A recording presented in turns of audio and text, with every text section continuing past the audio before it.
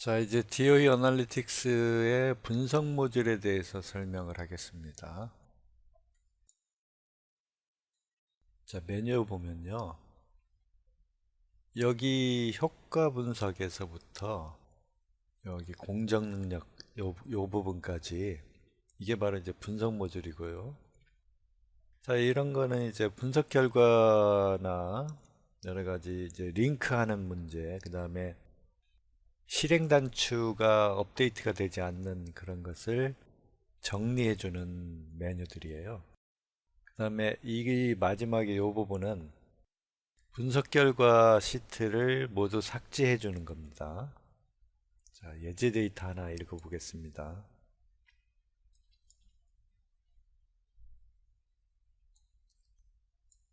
자, 이거를 조금 키울까요? 키워놓고요.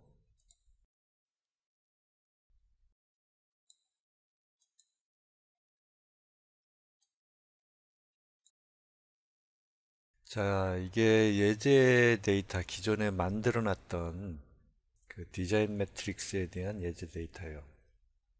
종속 변수는 합성률. 이 합성률을 최대화시키는 문제라서 망대 특성으로 지정을 해놨습니다. 그리고 그 각 요인과 그 수준에 대해서 이와 같이 정리가 되어 있고요. 2번 반복 측정되어 있죠. 예. 수준은 3수준. 예. 수준은 3개예요. 그래서 압력, 시간, 반응 온도에 따라서 이와 같이 수준이 지정되어 있는 상태입니다. 자, 여기가 이제 통계량 영역이에요. 이 부분이. 자, 이 부분이 통계량 영역인데, 통계량 영역에 지금 SMB가 이와 같이 링크가 깨져 있어요. 그래서 에러가 난 상태로 되어 있습니다. 이와 같이. 당연히 이 상태에서 이제 실행을 하면 이 SMB에 대한 모형이라든지 SMB에 대한 아노바 그런 결과는 출력되지 않습니다. 네. 그래서 SMB의 이 링크를 다시 복구해주는 명령이 바로 이 통계량 영역 업데이트예요. 자, 이걸 한번 실행을 하면 이와 같이 업데이트 되면서 재계산된다는 걸 알 수 있습니다. 네.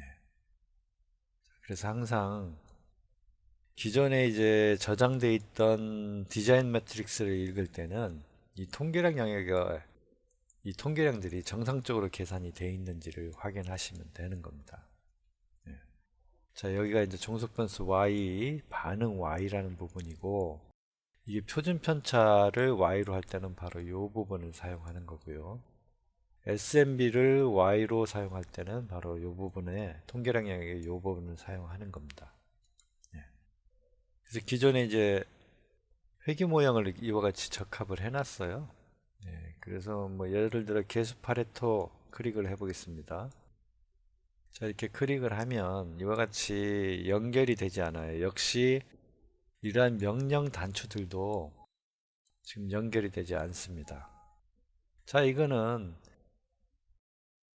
DOE 어널리틱스의 이 실행 모듈이 위치가 지금 변경이 되어 있기 때문에, 즉 이 이제 디자인 매트릭스 파일을 가지고 다니거나 다른 컴퓨터에서 적용을 할 때는 명령 단추가 연결이 이렇게 되지 않습니다.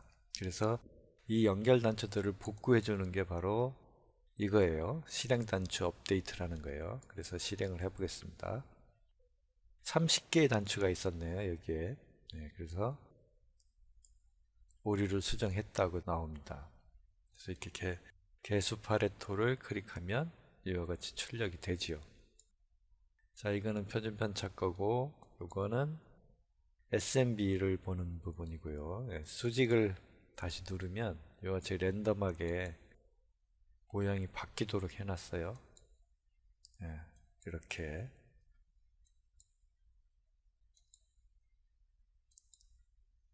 자, 수직. 이 절대값 표시하지 않는 상태. 그럼 여기가 이와 같이 되죠. 자, 이거 절대값으로 표시할 때는 이걸 끄면 절대값으로, 개수의 절대값으로 표현을 하는 겁니다. 자, 메뉴에 가서 분석 결과 시트 삭제를 하면 디자인 매트릭스 이외의 모든 분석 결과 시트들을 다 삭제해 줍니다. 자, 그래서 다 삭제되고, 보다시피 이와 같이 디자인 매트릭스에 해당하는 시트만 남겨놓고 나머지 분석 결과 시트들은 다 삭제된 것을 확인할 수가 있습니다.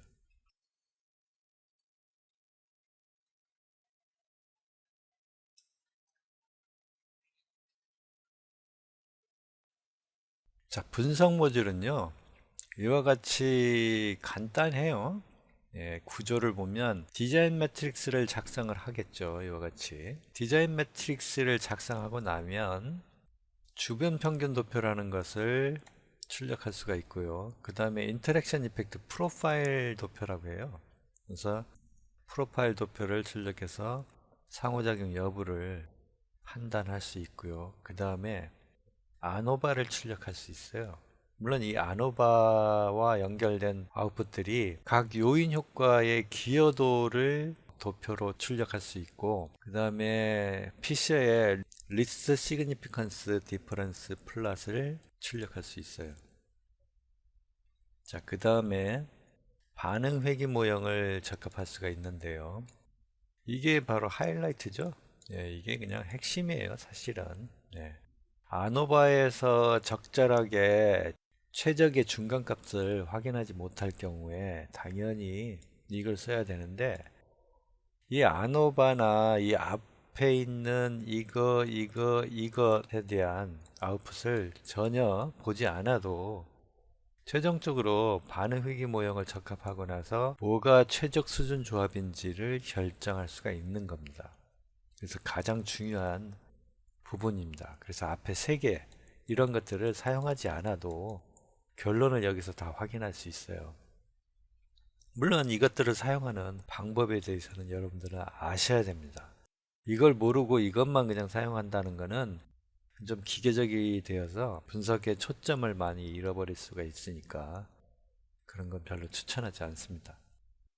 그래서 반응 회귀 모형에서 요인 효과들이 종속 변수 y에 얼마나 영향을 주는지 그 영향력의 정도에 따라서 효과들을 선택할 수 있는 단계 선택법이 있고요. 바로 이건 스텝와이즈 셀렉션 메서드를 얘기하는 겁니다. 그 다음에 적합된 반응 회귀 모형의 개수 파리토 도표를 작성할 수 있고요. 적합된 반응 회귀 모형의 잔차 분석표, 잔차를 계산해줘요. 잔차, 여러 가지 잔차. 그리고 그 잔차에 대한 잔차 도표를 출력할 수 있습니다. 적합된 반응 회귀 모형을 가지고 최적화할 수 있어요. 여기가 가장 중요한 겁니다. 그리고 그 최적화된 결론에 따라서 레스판스 서페이스 플롯을 그릴 수가 있어요. 반응 표면 도표를 작성할 수 있고, 반응 표면 도표는 최적화한 다음이 아니라 그냥 개별적으로도 따로 그려 놓을 수가 있어요. 그래서 반응 회귀 모형을 적합하고 나서 최적화하고 그것에 대한 반응 표면 도표를 살펴보는 과정을 진행할 수가 있는 겁니다. 그래서 크게 보면 이 4가지의 분석 카테고리로 분석을 진행하고 확인하는 방법론이 있을 수 있다. 그래서 이 4가지는 각자 따로따로 분석하는 것이 아니고 서로 결합되고 서로 보조의 역할을 하는 거죠. 그러면서 가장 중요한 거는 결론적인 거는 바로 이거죠, 이거. 예. 자, 이제 효과 분석에서 주변 평균 도표를 확인해 보겠습니다. 자, 주변 평균 도표를 작성하고 나면 이와 같이 기본 디폴트 Y축이 이렇게 오토 눌러볼게요. 오토의 상태입니다. 그래서 이 반응을 누르면 이 Y축이 이렇게 자동으로 피트 돼요. 예. 그래서 꽉 채워진다는 얘기예요. 예. 꽉 채워지고 표준 편차는 이와 같이 나타납니다. 이걸 오토로 하면 Y축이 자동으로 설정이 돼요. SMB 역시 오토를 클릭하면 Y축이 자동으로 설정됩니다. 그리고 각 요인에 대해서 각 요인 수준엔 간의 마지널 미인을 주변 평균을 계산을 해 놓은 겁니다. 이와 같이요. 자, 여기 있는 Y라는 것은 반응 Y는 디자인 매트릭스에서의 바로 요 값을 얘기하는 거예요. 이걸 Y라고 하는 거고, 그 다음에 여기 있는 이제 표준 편차는요. 표준 편차는 바로 이걸 Y로 쓰는 거예요. 역시 SMB는 이걸 Y로 사용하는 겁니다. 자, 값 표시를 껐다 키면요. 이렇게 레이블이 이쪽에 오른쪽에 붙었죠? 다시 껐다가 켜면 위쪽에 붙어요. 껐다 켜면 밑에 붙죠? 껐다 켜면 왼쪽에 붙죠. 그래서 왼쪽, 오른쪽, 위, 아래에서 이게 한번 껐다 켰다 할 때마다 이와 같이 위치를 변경할 수 있어요. 위치를요. 네. 자, 그리고 이거는 주변 평균에 디스플레이 된 값에 소수점 이하 값을 줄였다, 늘렸다 해주는 겁니다. 사실 뭐 설명할 필요도 없어요. 여러분들 이렇게 눌러보면 그냥 이게 뭐구나 그냥 알게끔 해놓은 거예요. 그래서 사실 매뉴얼 자체도 필요가 없습니다. 단지 이것들에 대한 민 평균이 뭐라는 것, 그건 이제 매뉴얼 수준을 벗어나는 교육이 되겠죠. 예. 이걸 해석하는 방법, 그런 것에 대한 시간만을 투자하면 될 정도로 사용법은 거의 설명할 필요가 없을 정도입니다. 예. 자, 효과 분석에서 이제 프로파일, 인터랙션 이펙트를 표현하는 도표를 출력해 보겠습니다. 자, 역시 동일하죠. 예. 표준 편차를 누르면 표준 편차를 정속 분수 Y로 놓고 인터랙션 이펙트, 프로파일 도표를 작성해 주는 부분이고요. SMB를 클릭하면 역시 SMB 해당하는 프로파일 도표를 작성해 주는 겁니다. 자, 대각선에 있는 건 결국은 주변 평균 도표의 요것이죠. 요거를 따로따로 작성해 준 것과 동일한 거예요. 예. 반응 Y로 했을 때 역시 여기도 반응 Y로 했으면 역시 요게 바로 요것에 해당한 거고요. 두 번째 게 바로 두 번째 요것에 해당한 겁니다. 역시 값 표시를 클릭하면 값 표시가 나타나고요. 여기는 뭐 왼쪽에만 출력하게 해놨어요. 네, 괜히 이렇게 복잡하게 돼 있는데 일반적으로는 값을 표시하지 않고 이렇게 보는 게 낫고요. 값을 표시하면 좀 복잡해지죠. 네. 그리고 그 값에 이제 소수점 이하 값을 늘렸다 줄였다 하는 게 바로 이겁니다. 예. 그리고 여기에 이제 간단한 설명이 되어 있습니다. 참조하시면 되고요. 이렇게 표준 편차, SNB, 반응 이렇게 왔다 갔다 하면서 크로스된 정도를 확인하면 되는 겁니다. 자, 이제 아노바를 출력해 보겠습니다. 자, 아노바에 가면요. 종속 변수 y를 반응값, 역시 요 반응 y를 얘기하는 거예요. 그걸로 할 거냐, 아니면 표준 편차로 할 거냐.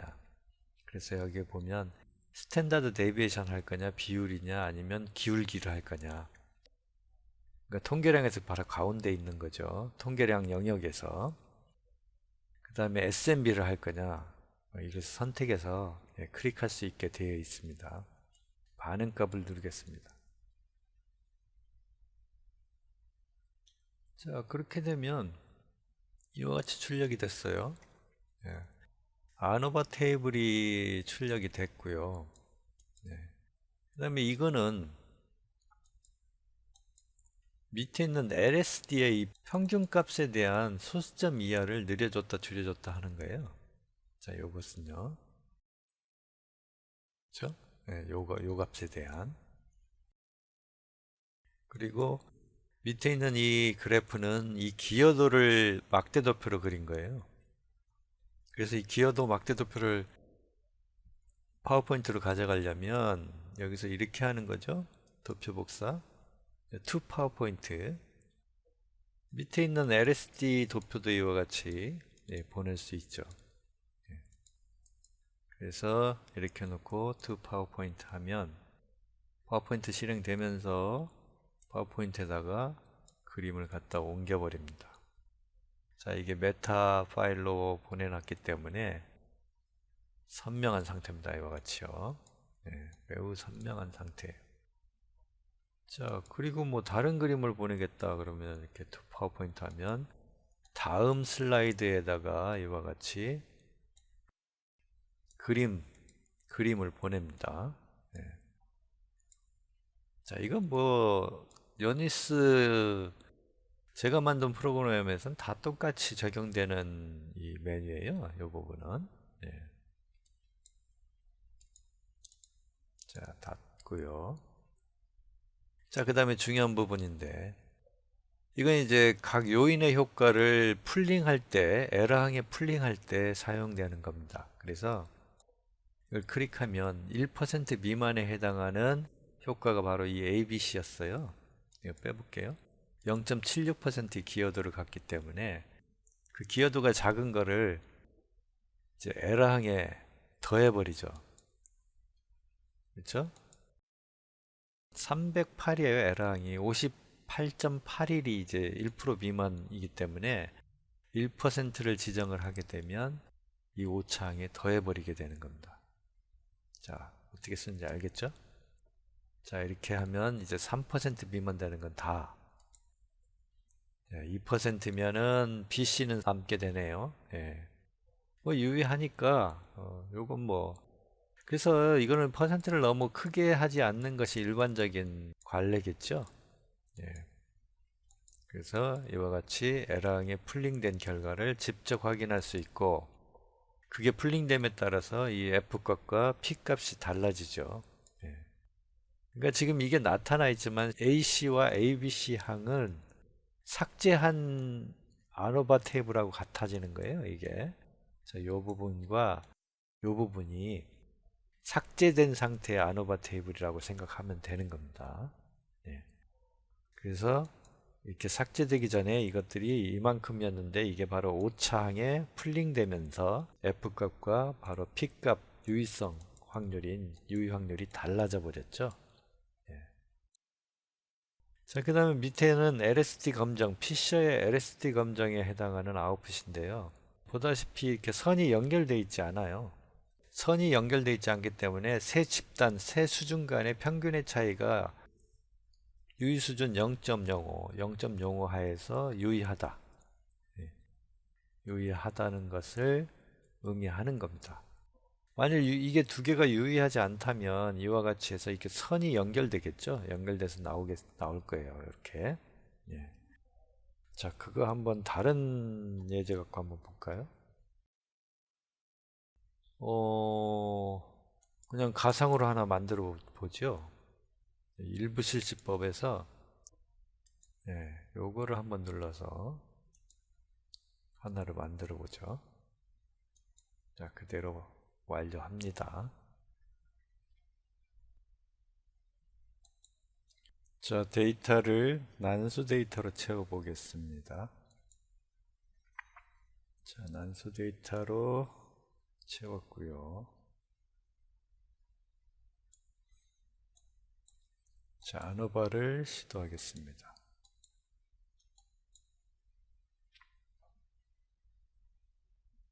자, 이렇게 차이가 나지 않는 경우는 이와 같이 사선으로 이 각 수준 간의 평균값을 이렇게 연결해 놨어요. 막대도표 위에다가. 이것은 유의수준 5%에서 차이가 인정되지 않는 수준 집단을 표시를 합니다. 이와 같이 사선이 되어 있지 않은 것은 평균 간의 차이가 있는 수준들이에요. 그래서 이 큰 쪽이 크다 이렇게 얘기할 수 있겠죠. 자, 그리고 자, 효과 분석에서 마지막 메뉴 별명 관계인데요. 별명 관계를 보는 건데, 보다시피 우리의 요 앞에 있던 합성열 데이터는요, 이게 3웨이 팩토리얼 디자인이지만 이게 결국 풀 팩토리얼 디자인이거든요. 3수준에. 그래서 이런 경우는 별명 관계가 존재하지 않죠. 예, 한번 시도해 보겠습니다. 자, 그래서 별명 관계가 존재하지 않는다. 이와 같이 나오고요. 자, 지금 요 경우는요, 요 예제 데이터의 경우는 프랙셔널 팩토리얼 디자인이라서 이건 일부 실시법이기 때문에 별명 관계가 존재를 하죠. 예. 그래서 효과 분석에서 별명 관계 보기 이렇게 기준, 예, 기준을 3원 상호작용까지만 보는 걸로 하고, 여기는 역시 출력되는 것도 별명 관계 산출도 3원 상호작용까지만 보는 걸로 하면, 자, 이와 같이 생성자가 바로 ABCD예요.